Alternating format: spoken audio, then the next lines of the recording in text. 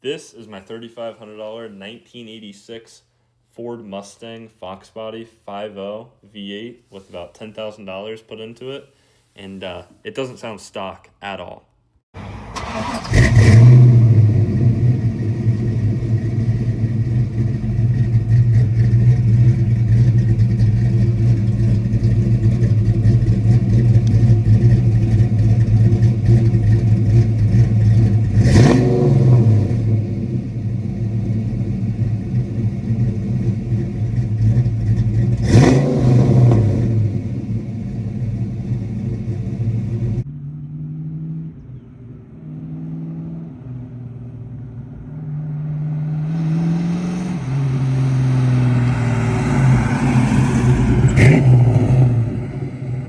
Before we get into everything done to it, this is a Foxbody Mustang, but more specifically a 4i, which means it still has the original quad headlight front end, and those are getting harder to find in clean condition.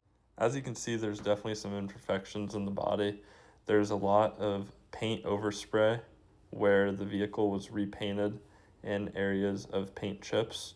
There are also some missing plastics and some rust on the doors that need repaired.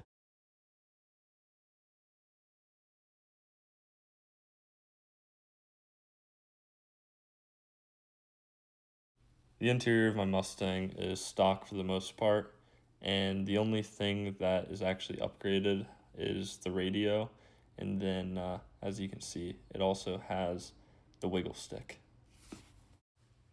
Back to my headlights being the 4 eyes. These were named after the 4 separate headlights up front instead of the later flush design that they created. These were only made from 1979 to 1986 before the redesign of the front end that took place in 1987. So compared to the later Fox bodies, these are actually a lot less common to see, especially ones that aren't super modified beyond recognition. The car also sits on some super sweet staggered Cobra style wheels with some newer summer tires that I think pull it right together. It's a simple upgrade, but it definitely cleans up the look of it, and I definitely like these wheels a lot better than I do the stock, and it does slide a little bit. I want to take a second look at the interior and just show you how clean and stock it is, and it's definitely frozen in time. The red carpet with the red seats, the seats are really comfortable, and they definitely hold together really well compared to new vehicles. Along with the swap, it's also got a Steeda Triac short throw shifter, super notchy, super direct.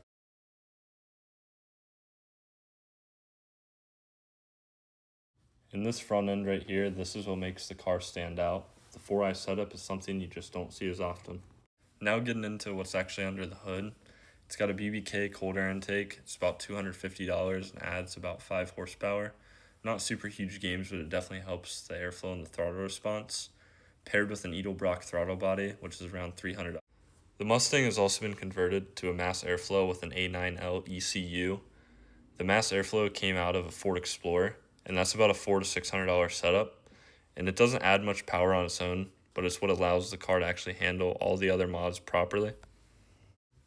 Engine bay is decent, not totally perfect, could definitely be cleaned up a little bit, but everything works just the way it should. And the exhaust setup, this is honestly what makes the car sound as good as it does.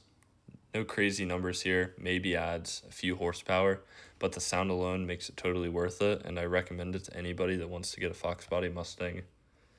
I also think with the tailpipes, it makes the car look very aggressive from the rear end as well as from a side view. It's also running BBK shorty headers, which are around $300, good for about 5 to 10 horsepower, and definitely increase the exhaust flow.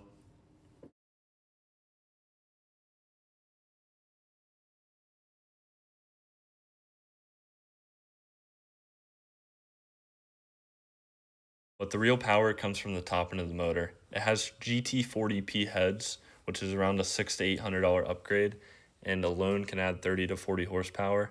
An E303 camshaft, which is about $200 and adds 20 horsepower and gives it a super lopey idle. Upgraded comp valves, which is about $150 and supports the cam at a higher RPM. On top of that, the GT40 intake, which is around $300 and adds 10 to 20 horsepower by improving the airflow. Everything comes together to make a setup that just feels way stronger than stock.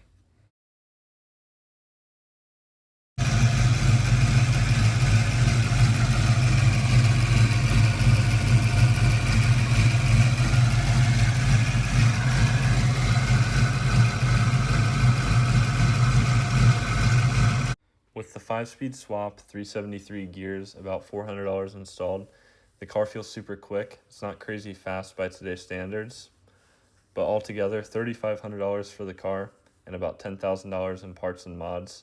Realistically, the setup is probably making somewhere between 260 to 300 horsepower. That's not too bad for a 1986 Mustang, but the real question is, was it actually worth it?